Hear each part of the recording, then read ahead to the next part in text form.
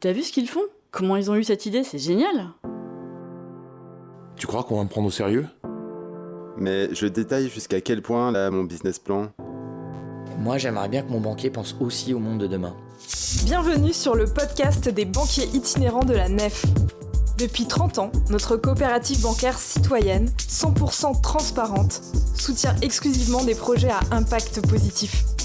Dans notre métier, tous les jours, nous accompagnons des entrepreneurs engagés et courageux. On va vous partager notre expérience et surtout la leur. Prêt à tout?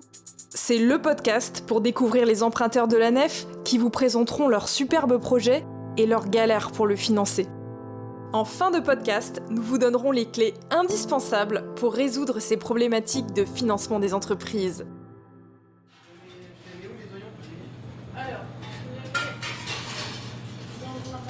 Bonjour à tous, je me présente, je suis Anne, banquière itinérante sur l'Île-de-France, à la Nef.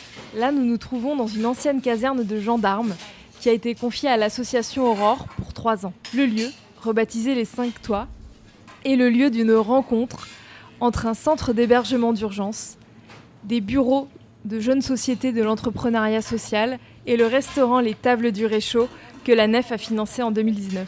Comme le dirait une de ses fondatrices, Vanessa Krisev, qui nous reçoit aujourd'hui, c'est un restaurant où on accède à la mémoire et à l'histoire de l'autre en cuisinant, puisque l'équipe est en partie composée de réfugiés.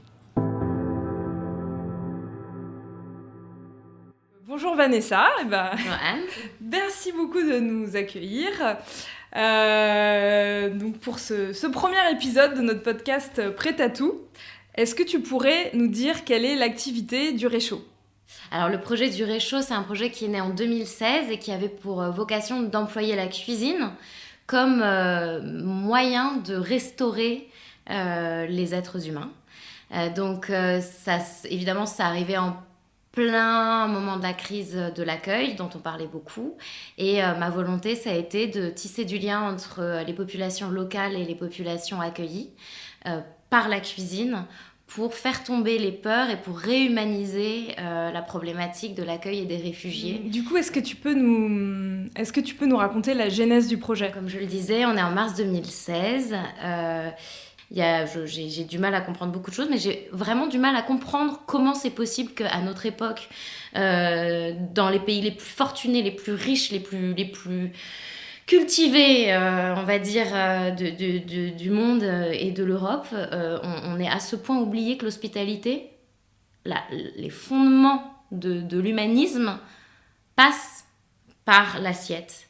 Et étant restauratrice moi-même de formation, cuisinière, je me suis juste interrogée sur moi-même et je me suis dit que je pouvais pas faire des choses que je sais pas faire, mais cuisiner je sais faire, et j'avais envie de cuisiner pour réparer cet accueil défaillant, pour pas dire autre chose. Tu pars dans un camp de réfugiés dans le Nord et tu t'entoures de personnes. Enfin, comment tu trouves du matériel ? Je crois que tu avais une camionnette, c'est ça, au départ, ou comment un food truck qu'on a toujours et qui oui, c'est vrai, je l'ai vu dans l'entrée.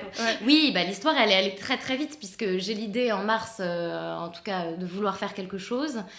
J'en parle à une amie, Laura Domange, qui est actrice et qui adore bien manger, et qui me dit mais pourquoi on n'imaginerait pas des ateliers collaboratifs ? C'est pas seulement cuisiner pour, c'est cuisiner avec. En plus, c'était ma formation, moi, donc ça nous est apparu comme une évidence. On en parle à quelques amis et on le fait, on décide de le faire. Donc en mai, on pose les statuts de l'association. En août, on est à Grande-Synthe. C'était vraiment une volonté citoyenne, hein. On n'était ni formés à l'entrepreneuriat, ni formés à l'associatif, ni formés à l'humanitaire. Et on avait encore moins travaillé avec des personnes ayant été contraintes de fuir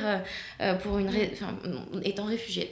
Une fois, depuis 15 ans, on avait des associations qui travaillaient à Grande-Synthe sans travailler ensemble. Mais là, nous, ce qu'on proposait, c'était on se rassemble tous autour de la table, on fait converger des publics qui habituellement ne se rencontrent pas autour de ces questions du partage du repas, et on crée des moments de joie, on crée des moments de rencontre, et on est une forme un peu de liant, je sais pas comment le dire, de déclencheur. Du coup, concrètement, toutes ces associations, les réfugiés, mais aussi donc des cuisiniers et des chefs se réunissent tous comme ça quotidiennement pour cuisiner ensemble. À Grande-Sainte, c'était 500 repas jour. Ouais. Comme tu le disais, c'est on est énorme. parti avec... On a commencé par un crowdfunding, puisqu'on ne savait pas du tout comment aller chercher de l'argent, et qu'on se doutait qu'il faudrait au moins pour acheter les denrées... il s'agissait absolument pas de se payer sur cette opération, c'était totalement bénévole, mais il fallait un peu de logistique et puis il fallait héberger les équipes. Donc on fait un crowdfunding qui nous rapporte 32 000 euros. On achète le food truck, on tisse quelques partenariats autour pour pouvoir acheter des denrées. On a une petite subvention locale aussi pour pouvoir nous loger. Et c'est parti, on part. Et donc, le matin, on cuisinait dans une cuisine qui a été mise à disposition par la ville. On cuisinait environ 150 repas avec les bénévoles participant à l'opération.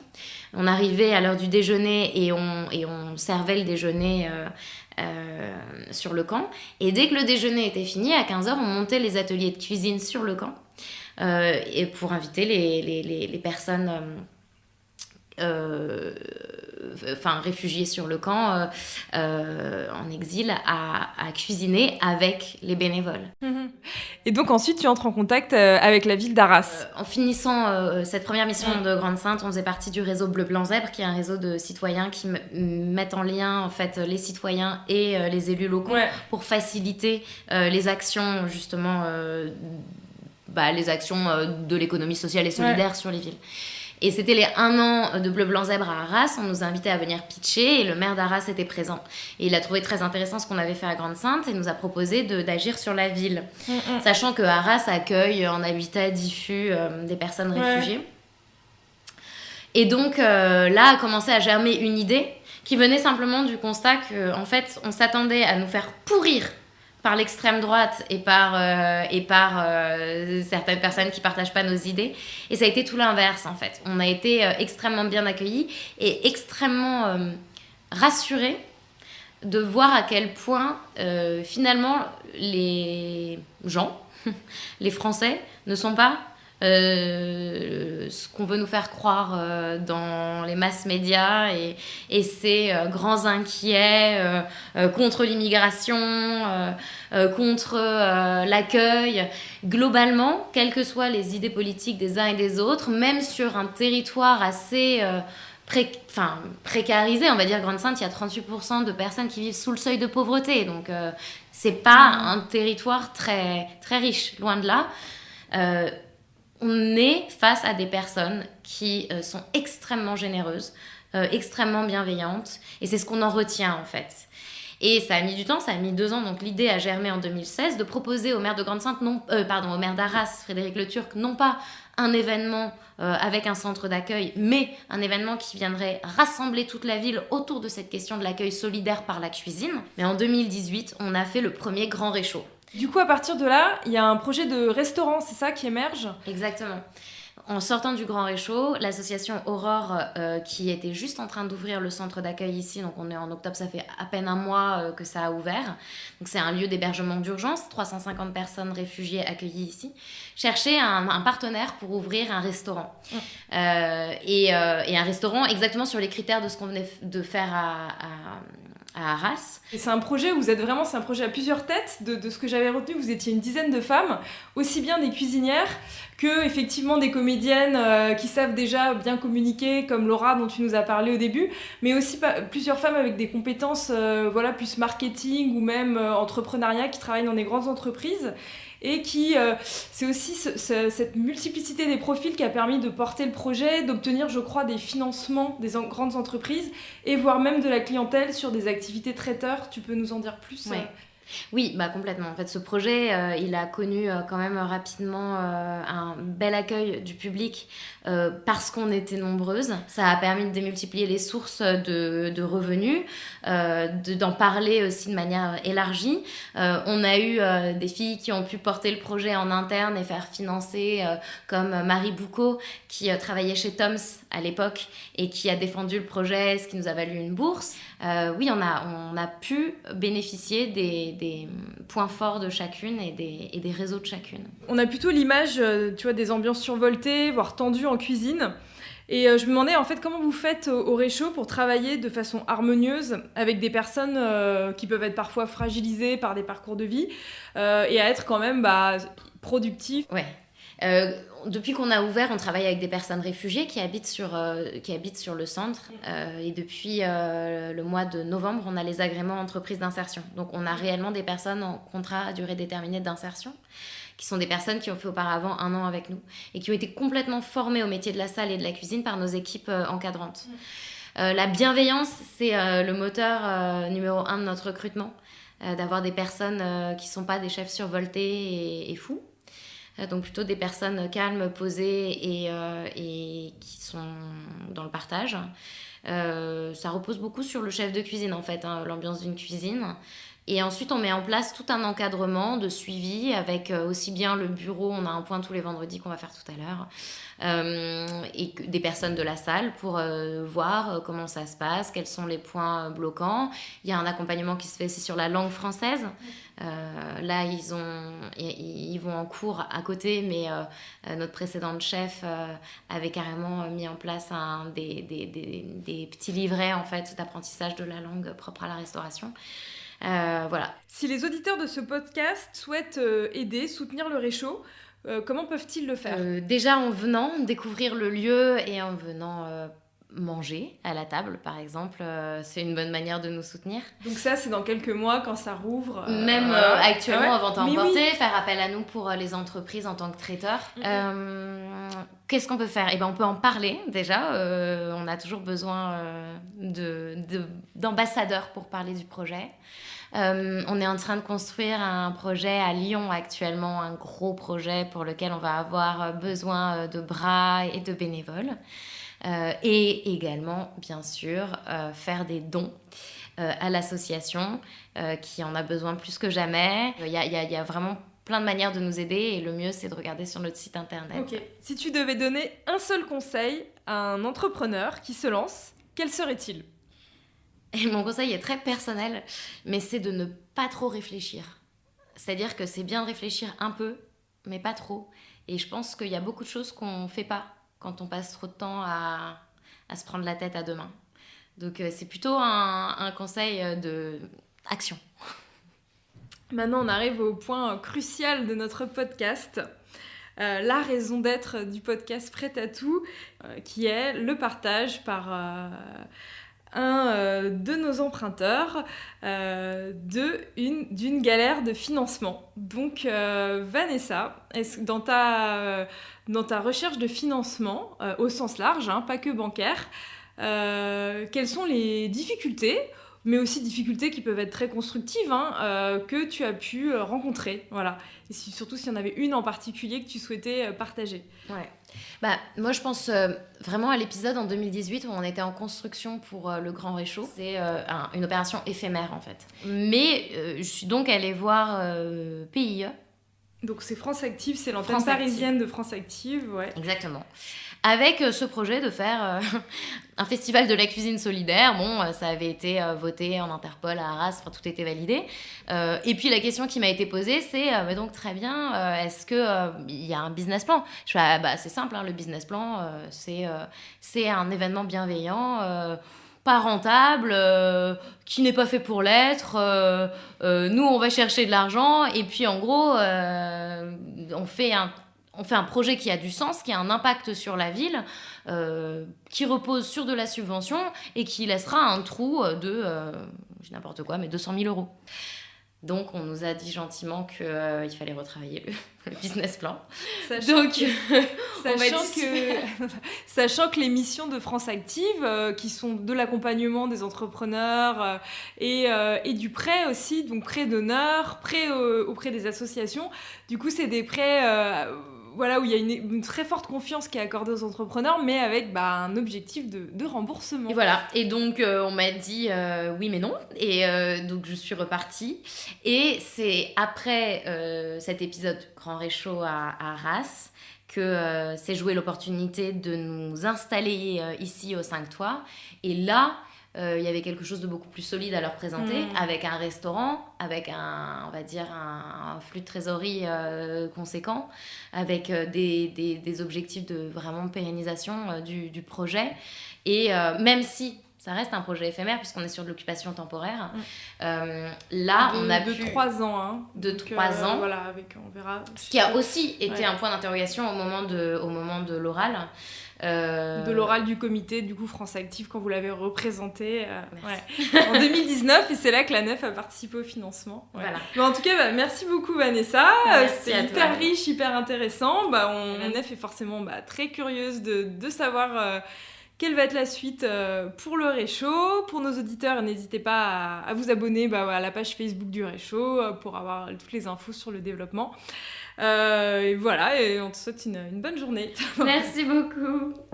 Et maintenant, creusons ce sujet avec les banquiers itinérants de la Nef. Quand allez voir les banques ? Votre idée est brillante. Vous voudriez commencer à évoquer le financement bancaire, mais vous craignez de faire mauvais effet avec un dossier pas prêt ou d'être reçu vertement ? Alors, a-t-on qu'une seule chance de faire une bonne première impression devant un banquier ? Pour simplifier, on peut dire qu'avant d'aller voir une banque, il faut des fonds propres, un business plan et une visibilité sur le chiffre d'affaires des premiers mois. Pour les fonds propres, avant d'aller voir une banque, il faut des premières pistes.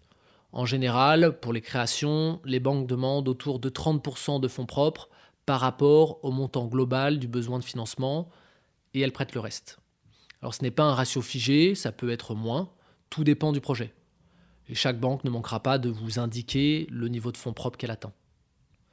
En complément de votre apport personnel, vous pouvez faire appel à des solutions complémentaires de financement en fonds propres. Voici à quel moment y recourir pour certaines d'entre elles. Pour la phase de construction du projet ou du prototypage, des subventions, notamment. Pour la love money, vos proches, ou le crowdfunding, il n'y a pas de temporalité. C'est fonction de votre projet et ça fera l'objet d'un futur épisode de Prêt à tout. Cela peut se faire néanmoins très en amont afin de montrer aux financeurs que vous êtes suivi ou au contraire quand votre produit est prêt à être commercialisé. Puis, lorsque vous avez de la visibilité sur votre chiffre d'affaires, vous pouvez solliciter des fonds d'amorçage, un prêt d'honneur, comme avec France Active, dont parle Vanessa dans l'interview, du capital risque, des investissements citoyens, comme par exemple les Cigales ou Garrigue. Si vous souhaitez les valoriser auprès de votre interlocuteur bancaire, il faut que ces demandes soient déjà bien avancées. Conseil numéro 1. N'hésitez pas à multiplier les sources de financement. Cela vous permet de montrer que vous intéressez plusieurs partenaires et que le risque peut être mutualisé. Pour le business plan, il faut que les éléments financiers soient avancés, c'est-à-dire un compte de résultats prévisionnel sur 3 ans et connaître ses besoins de financement via des devis par exemple. Qu'entendait-on par visibilité sur le chiffre d'affaires ? Avoir déjà commercialisé en ligne ou sur des salons par exemple. Pour les commerces, un document marquant un engagement sur un local est souvent l'élément déclencheur pour vos démarches auprès des banques. En effet, le local conditionne le chiffre d'affaires potentiel, mais aussi les besoins de prêt bancaire que vous solliciterez. Pour le B2B, une banque peut demander des lettres d'intérêt de différents clients.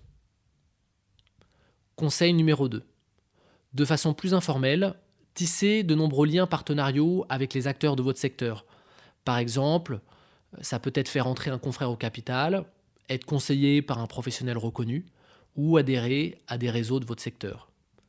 Alors, quand aller voir les banques ? La réponse est qu'il n'y a pas de rétroplanning universel. Dans le cadre d'un dossier complet, on estime de quelques semaines à plusieurs mois le délai entre le premier rendez-vous et le déblocage des fonds. Tout dépend de la complexité de votre projet, du montant de votre besoin, de la connaissance de votre activité par votre interlocuteur bancaire et si vous êtes déjà client de la banque. Conseil numéro 3. Pour préparer votre planning, demandez systématiquement les délais approximatifs pour les différentes étapes. Instruction de la demande de financement, montage juridique par la banque, édition des contrats et déblocage des fonds. Pour aller plus loin, il est difficile pour un banquier de parler concrètement avant réception des éléments de présentation de votre projet. Mais il n'est pas interdit d'établir un premier contact très en amont. En tant que banquier de terrain, il nous arrive d'entrer en contact avec des entrepreneurs sur des événements et de les suivre de façon informelle pendant plusieurs mois, voire plusieurs années, avant de ne travailler ensemble. Vous pouvez aussi entrer en contact avec les banques via leur plateforme pour vous assurer des critères d'éligibilité et poser quelques questions. Et enfin, rien ne vous empêche d'évoquer votre projet avec votre conseiller personnel pour qu'il vous présente un conseiller professionnel. Voilà, merci pour votre écoute. Si vous avez aimé ce premier épisode du podcast Prêt à tout, n'hésitez pas à le noter, à le partager et à vous abonner pour être prévenu de la sortie des prochains épisodes.